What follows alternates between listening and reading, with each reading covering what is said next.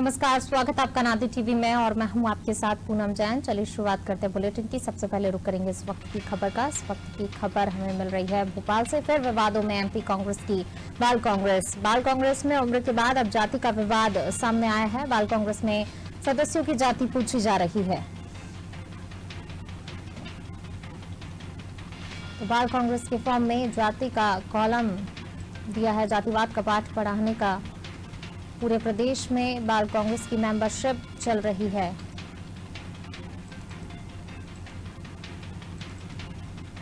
तो अब एक बार फिर विवादों में घिरी है एमपी कांग्रेस की बाल कांग्रेस में उम्र के बाद अब जाति का विवाद।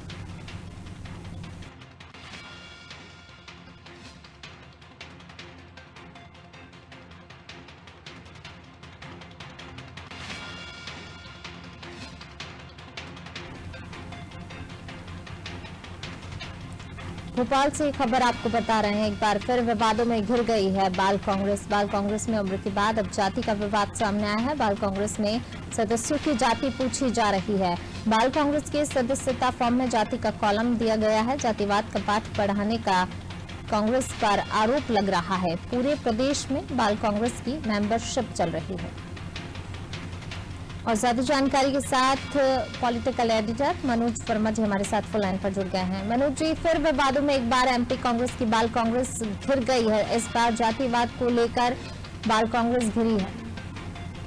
देखिए पूनम, बाल कांग्रेस अपने गठन के साथ ही विवादों में है, क्योंकि इसके नाम को लेकर आपत्ति उठाई गई थी कि इसमें 16 साल और उसके बाद के युवाओं को भर्ती किया जा रहा है। तो पहले कहा गया था कि जब युवाओं के लिए कांग्रेस में NSUI हैगी, इसके साथ ही युवाओं के लिए भी भारतीय राष्ट्रीय छात्र संगठन है, युवा कांग्रेस है, इसके बाद इस बाल कांग्रेस के गठन का औचित्य क्या है। लेकिन ये कहा गया कि जो नई पीढ़ी के युवा उनको कांग्रेस की रीति नीति से अवगत कराने के लिए इस बाल कांग्रेस का गठन किया गया था। तो शुरुआती दौर में इसमें ऐसे लोगों को शामिल किया गया जो किन्हीं नेताओं के परिवार से जुड़े थे, कि परिवारवाद को बढ़ावा देने के आरोप लगे।